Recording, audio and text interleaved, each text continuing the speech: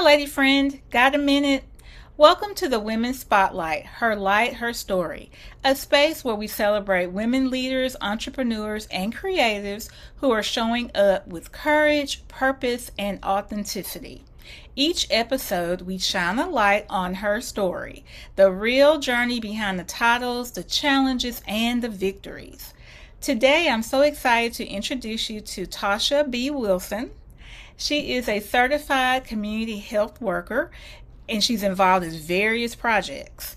And in our conversation, we're going to talk about how she shines her light on others and just finding more out about her journey. So let's grab your favorite drink, coffee, tea, whatever that may be, settle in, and let's step into the spotlight together with Tasha B. Wilson. So, hi, Tasha, how are you? I'm well. How are you? I'm well too, and thank you for joining us today. Thank you for having me. Yes. So, we're going to ask you to tell us just a little bit about who you are. Well, I'm Tasha Braggs Wilson. I am originally a native of Baton Rouge, Louisiana, specifically West Baton Rouge Parish out of Bruley, Louisiana. Okay. I am a Louisiana girl to my heart, now turned Texan because I married a wonderful Texan. Okay. And I've been married to him for the past 6 years. And then on July the 28th of this year, this will be year number 7. So Oh, look, we wonderful. celebrate all those milestones. Yes. Um, my background is pretty much, I have a very diverse background. Okay. I initially went to journalism school at Northwestern State University, Forkham Demons, Okay. where I spent my 4.5 years at Northwestern, and then I received my master's degree from the University of St. Thomas Hmm. here in Houston, Texas in 2022. Yeah. And it's an MLA with a concentration in communications.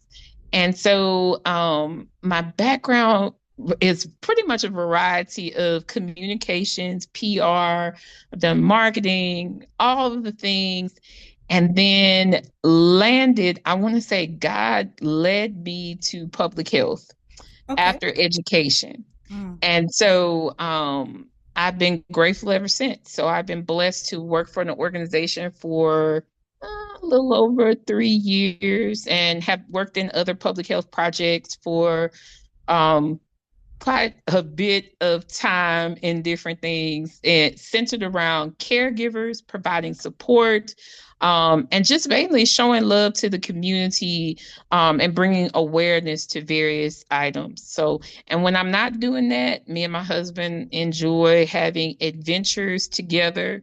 Mm. Whether it be traveling or serving in our congregation, Bamel Church of Christ, here in Houston, Texas, where we serve in a variety of different ways, whether it's our life group. We have a youth retreat Mm. that is called Soul Link. Every February, we have 1,000 young people that come to our campus for a retreat weekend. That's always a blessing for us. Or whether we're going down to our sister congregation, Impact Church of Christ, where mass majority of those that attend Impact are homeless. So we do serve a lot with that and all other uh, volunteering capacity, whether it be, like I said, not just through the church, but then also to through the Alzheimer's Association and other various entities to help bring awareness about Alzheimer's and dementia. Wow. Well, you do have a diverse background, and thank you so much for sharing it. And Thank you. congratulations on your, did you say upcoming anniversary or has it already passed? No, it's upcoming. July the Oh, 28th is our oh, anniversary, and that okay. actually is our niece's birthday. So we got married on her birthday. So that's how we always remember it. Remember that. Okay, well, remember two occasions. That's great. Yes. Well, I do thank you for sharing that wonderful an impact story. I've already heard some ways that you're being impactful to others. And so thank you again for sharing that. So, one of the first things I'd like to discuss with you is that every woman has a story, which we've heard a lot of yours, and thank you for sharing that. But it's worth shining a light on. So, can you tell us what part of the story that you just shared with us kind of helped shape who you are today? Hmm. What has helped shape me today is that I was blessed to be a caregiver for both of my parents. I am an only child. Both my parents are now my angels. And I was blessed at 25 to care for my dad. Let's just say my dad was not as actively involved in my life. And so, with that, I always love to say that my dad, this was a human example of what God teaches us about forgiveness. Mm, And so, when you're placed in a situation such as myself, where you have to care for a person that you really don't know a whole lot about them and they don't know a whole lot about you other than the fact that they're your child, it takes you in a different space. And so that was where I first became the biggest advocate, because even in the midst of everything that I went through with wondering why my dad wasn't a part of my life, um I can honestly say that up until the end, I was able to advocate to make sure that he had the most appropriate care. He passed away from multiple myeloma, mm, which is the cancer of the bloodstream. mm-hmm. And so I actively sought after making sure he had the best care, making sure that the people in the facility that he was in were doing the right thing, because that is important, that Yes. you make sure wherever your loved one is, that they see you and that they know you. Mm-hmm. And then also, too, making sure that we interacted. I would go, look, spending time with him. We forgave each other. And like I said, I was with him until the very end. I also learned an appreciation, a greater appreciation for the book of James, because I remember the day that my dad passed. I read him the whole entire book of James, Mm, um, because it was common, and I just needed to be with God in the scripture. okay. Because at 25, I mean, I didn't know what I was gonna be doing. Like, I didn't know what this looked like. So this was a foreshadowing, fast forwarding into my mom, Mm, who was basically my rock, was the person that taught me how to love people, even when you don't want them around, uh, but still love them even in spite of. mhm. Um, my mom, after we got married, I'm gonna give you the short version of it because I could sit up here and tell you this all day long. So got married in 2019, decided to move my mom to Houston in 2020 to be closer to us, because she was starting to have different falls, different ailments, different things going on. The time I was in education, so okay, my husband and I were both working full time, looking to go on ahead, start a family, do all of these great things that these new married couples do, right? Mhm. My mom had ended up having a stroke in 2021. This was during the time when I was working in education, and I was also in grad school at the University of St. Thomas. Had the stroke.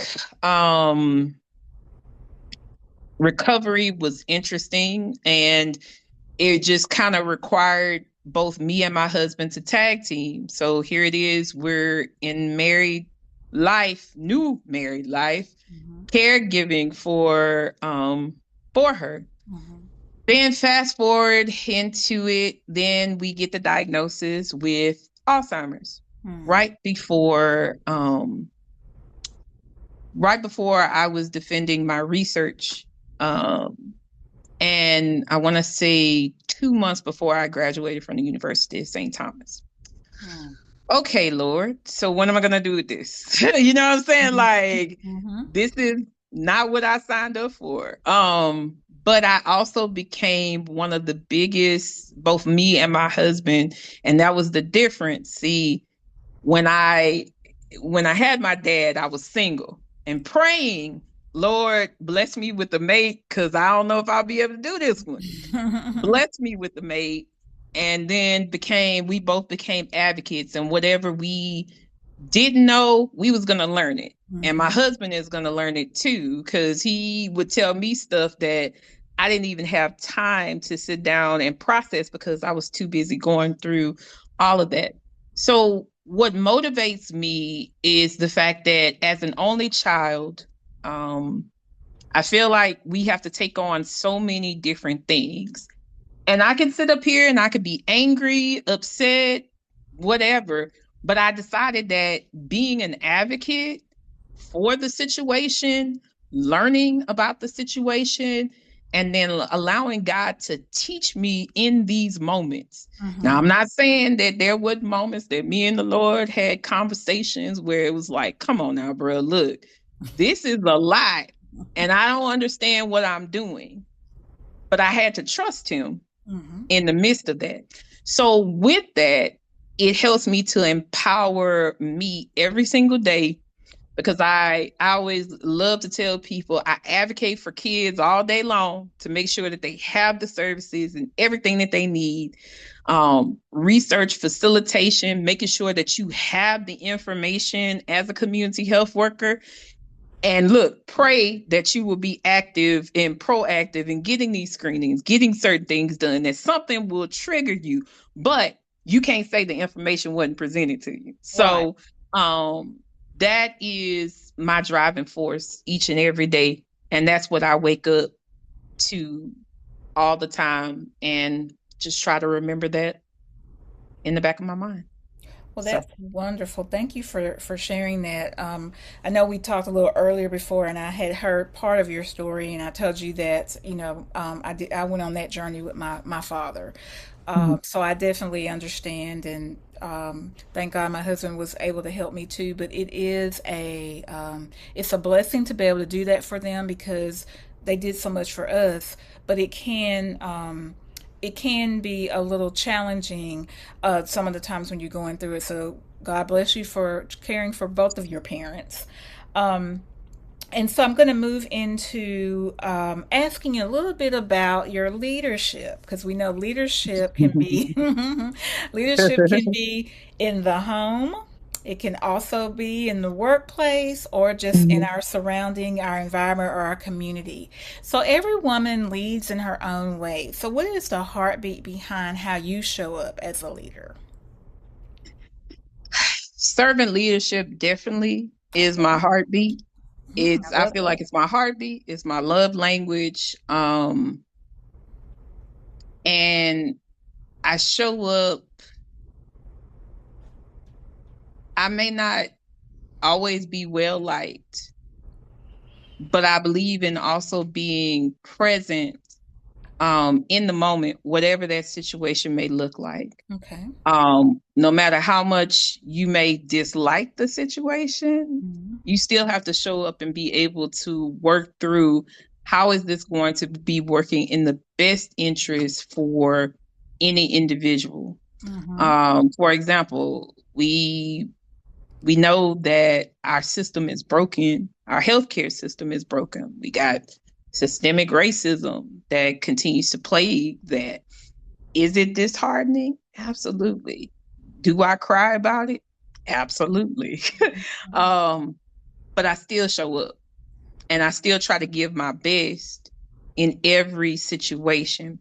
I also have become a very conscientious person of data, making sure that we have enough data to back that Mhm. in everything that you do. But then also, I believe in telling stories with the data.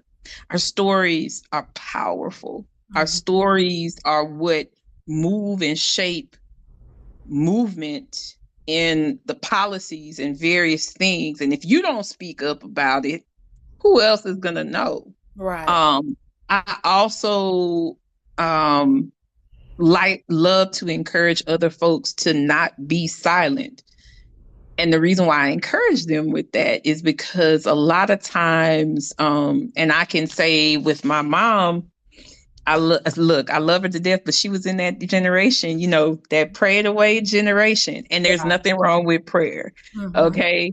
Um, but I also believe that just as God tells us to pray and come to him, there is a form of action, praying and moving our feet, that proverb, that that's there. And so each day I just try to move my feet a little bit more and pray that change will come to be, and do my part to make sure that um I'm present.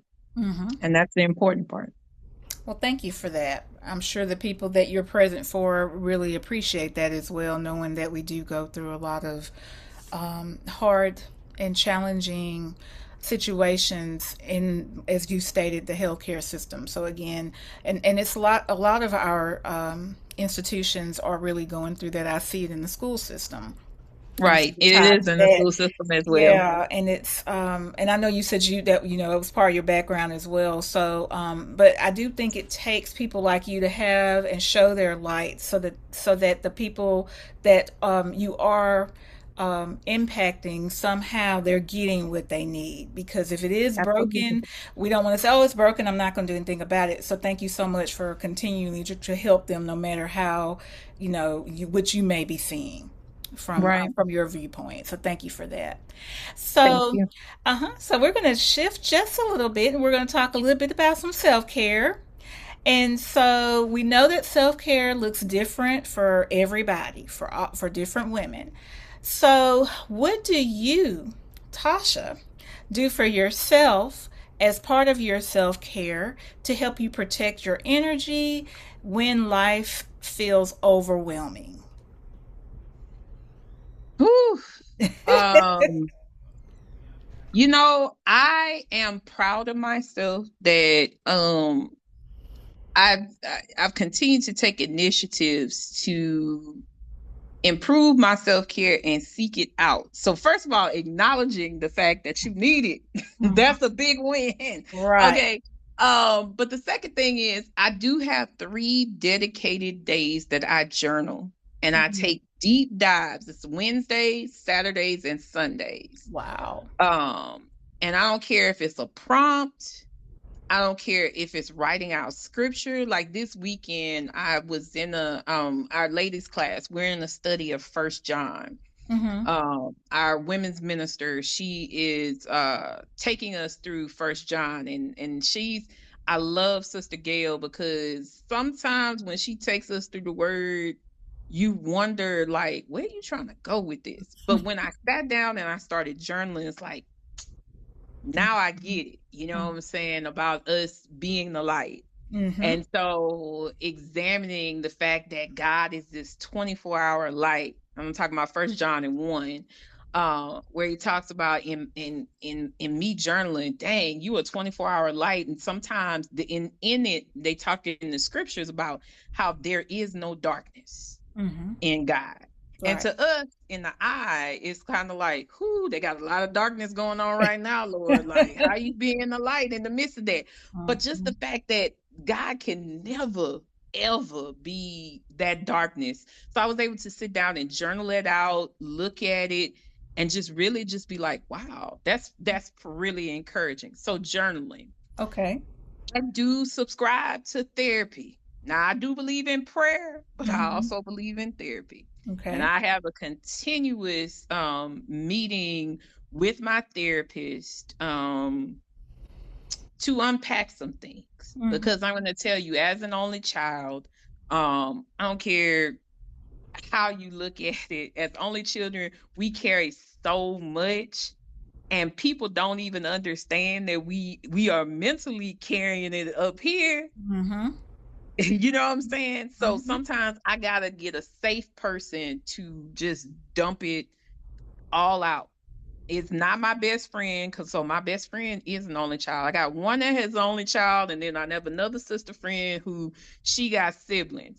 And I love both of them to death. But sometimes I can't dump on them. I gotta Mhm. go to an actual therapist and be like, okay, this is what I got going on, and I just need to do that. Another thing that I retreat to for self-care is music. I'm a Mhm. big music buff. I will be working with patients because I work virtually from home and then sometimes out in the community, but mainly from home to Mhm. keep me focused. I have the instrumental, whether it be worship music or just focus music, so I can drill down on this is what I got to do. And then Mhm. the last thing, I'm an artsy person. Mhm. So I love coloring. I have a nice little collection of coloring books Mhm. um, that I enjoy just at random. Sometimes I just need to color, or I need to craft something, or I just Mhm. need to do Do something something with to your kind hands. of just get all of those things out there in general. Um, yeah, Mhm. so that's where I am. Well, I love that. I love music as well. I was trying to check off what I told you I make journals, so but I'm trying to be better at journaling myself. So I may have to kind of get with you on that to see how you're doing your deep dives if you want to share with me. Mhm. And Absolutely. and then of course the crafty stuff. I love all that too. So we have that in common. But thank you Yeah. for sharing that. That's quite a bit of different things that you're doing for self-care, and it's so great that you recognize that you need it and you take time to do whatever makes you feel better. So thank you so much for sharing that. So, Absolutely. as we were talking about, and just hearing some of your story, I know that there are challenges. There are always great things that happen in our lives, but we also have those challenges as well. So, can you share a time when you had to rise back from a challenge and what anchored you in that season? Mm.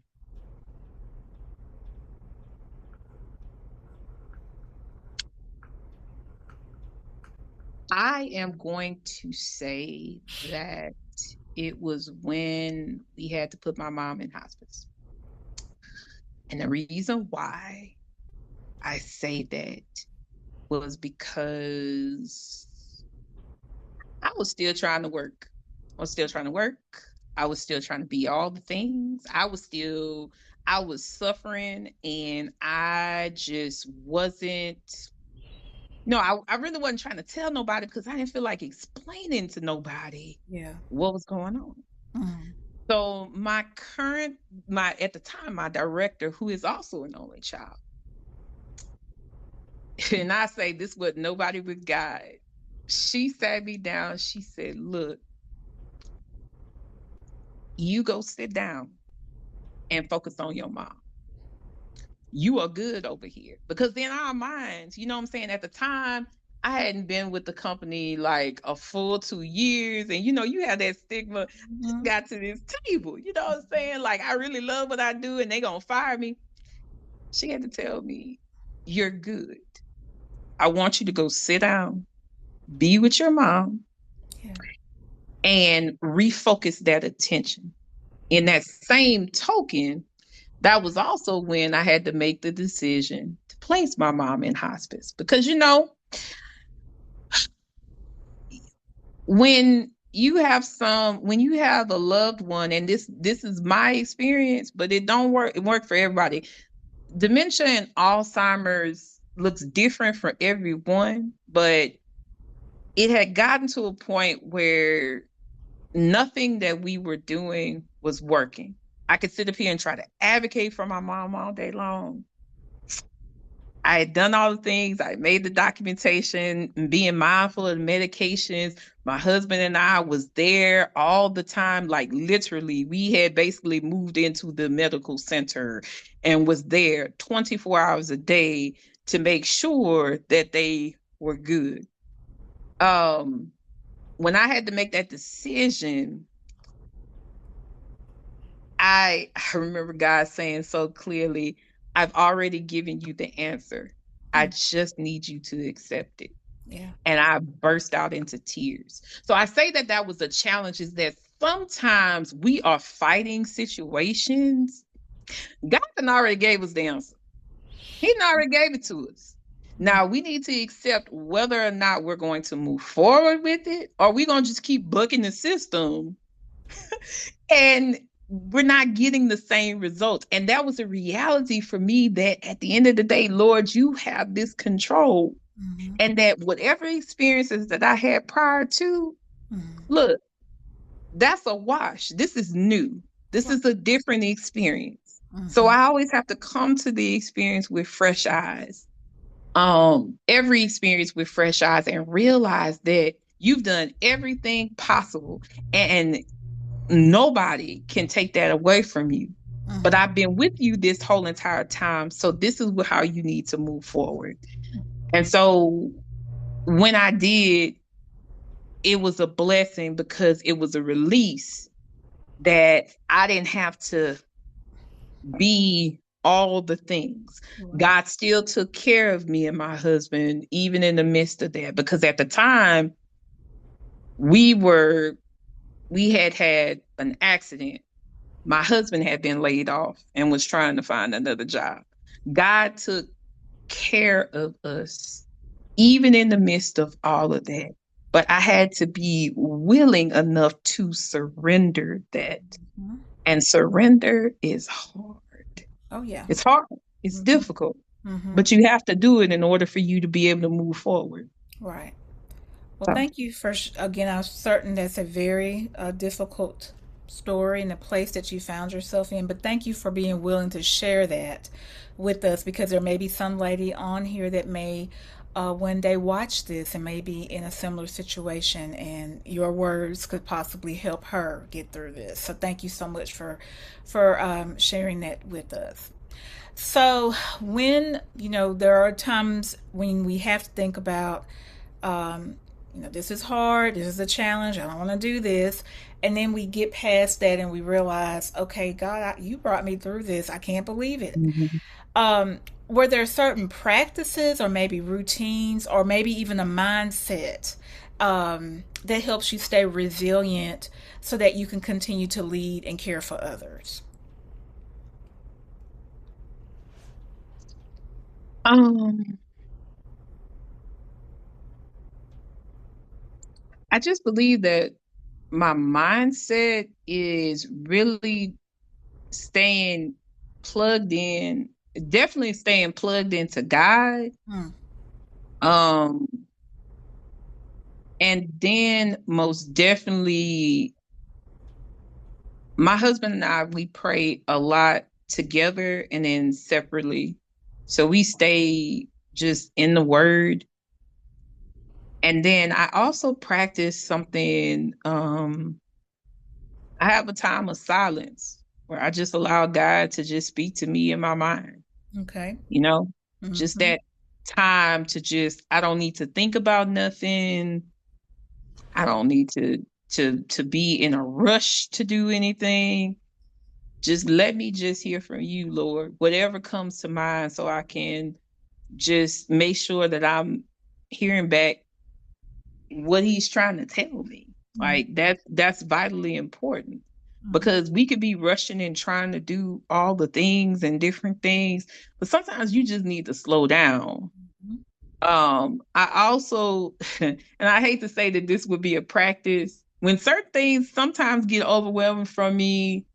Yeah, I have also learned to, I got to get out on the track, and I walk.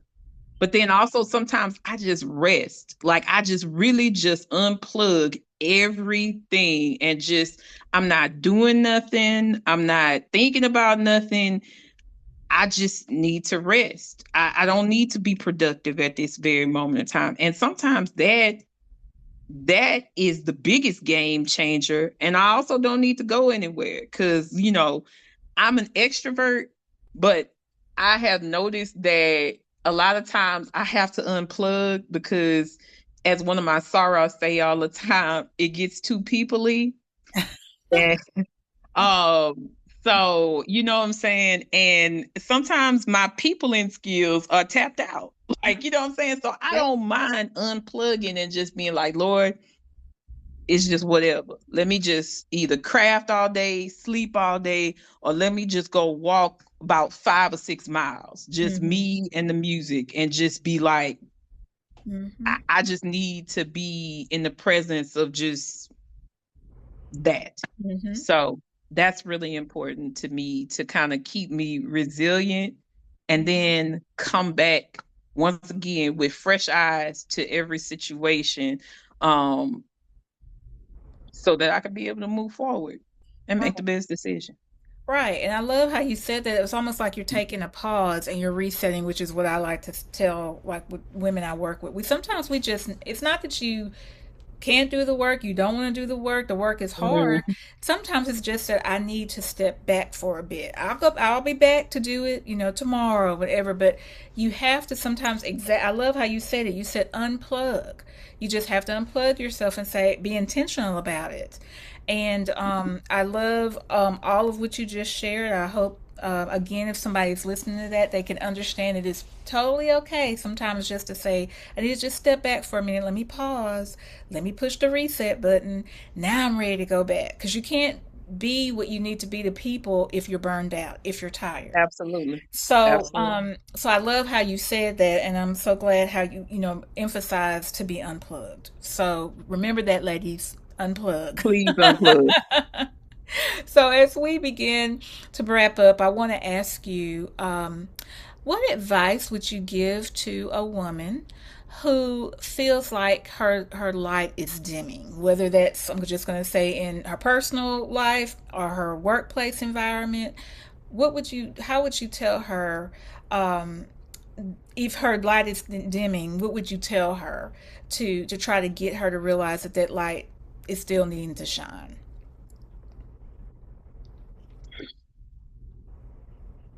Always remember God has you for here for a bigger purpose than what you see. Mm-hmm. God could have taken me out like long time ago. Mm-hmm. Um, mentally, you know what I'm saying? If we're honest with ourselves, sometimes, the devil make it seem like we got to take ourselves out. Mm-hmm. But God keeps us here for a purpose bigger than ourselves. Yes. Also, to be thankful for those that you have that motivate you along the way, um, that you're blessed with. I am so thankful for my tribe of sisters from my sorrows, to my sister friends who we have a little group that we connect via Zoom to check in on one another and different things, and we're all only children. They give me hope as well, from Aisha to V to Shayna. We walked through a lot of pieces together. Also, embrace the encouragement. There is I like to say she's my mentor, but she's also one of the best folks that I could have ever. I have a lot of them, but she is one of the best people in my mom's journey that I believe in sitting at her feet Mm. whenever I can. And she's a phone call away. Her name is Dr. Fayron Epps. Okay. And she is the founder of Alter Dementia.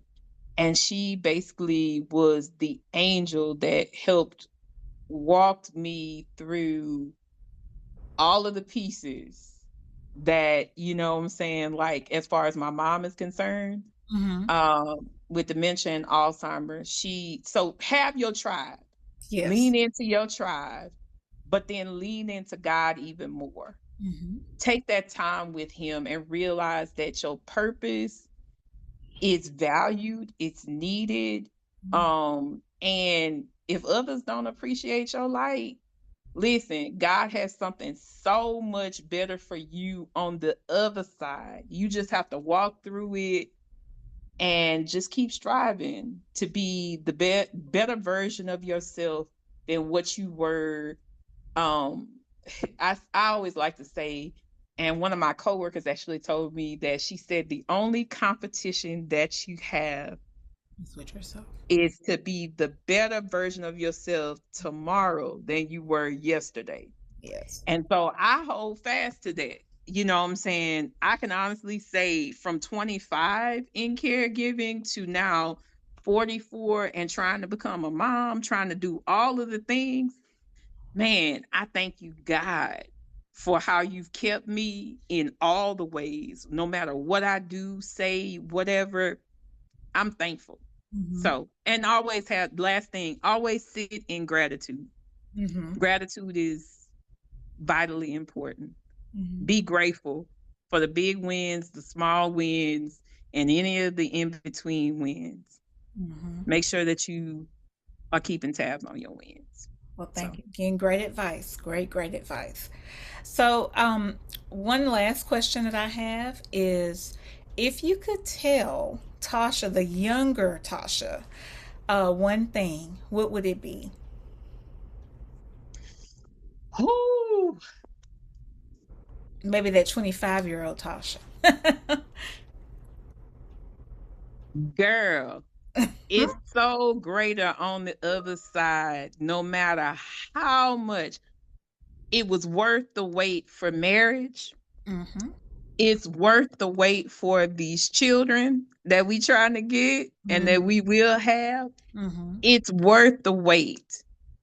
And don't let anybody tell you that there is an age limit on what you can do.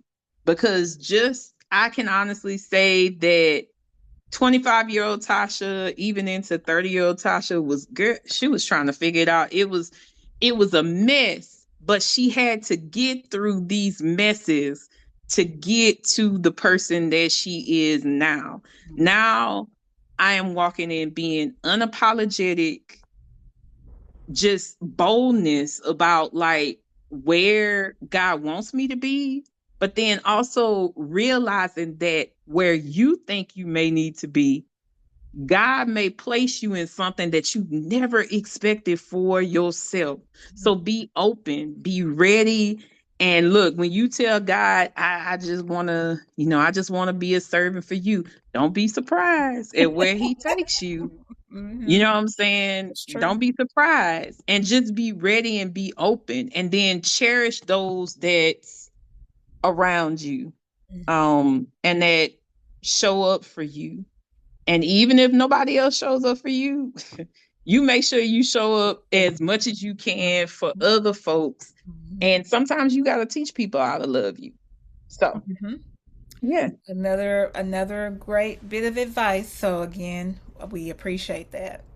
So, is there a way if you wanted anyone to connect with you? Do you have a social media you have that you wouldn't mind sharing, or an email? Or I'm not putting you on the spot. I'm just saying. I like to always open that up in case you do have something. And if you do, you can tell me later, and then I make sure I put it in the description. Yeah, I'll be sure to share my email. I'm on LinkedIn. That's how I found Social you. Right. LinkedIn. uh, Yes, LinkedIn is a good one. hmm And on all basically social media and different things. I appreciate being there and would love to connect with anyone and just be able to share encouragement, ideas, hmm all of the things. It's Especially if all they're about us going through building a together. Yeah, I was going to say I didn't mean to cut you off, but it's almost like the caregiving, which you have a lot that you've done and it's wonderful, but I know that I felt like I wish I would have known you when I was going through that season, because that it was I love my daddy to death. It wasn't that, but it's just that like I said, some days it was very difficult, and I felt like God, am I doing enough? You sometimes find yourself beating up on yourself, thinking, but did I do enough? And I just want to say this: with my mom, it was a little different because she was in the facility, so they were taking Mhm. care. She was at an actual what they call it. She was at a hospital, but it was supposed to be for like a rehab, but they ended up keeping her. She stayed there almost the whole time, about a year.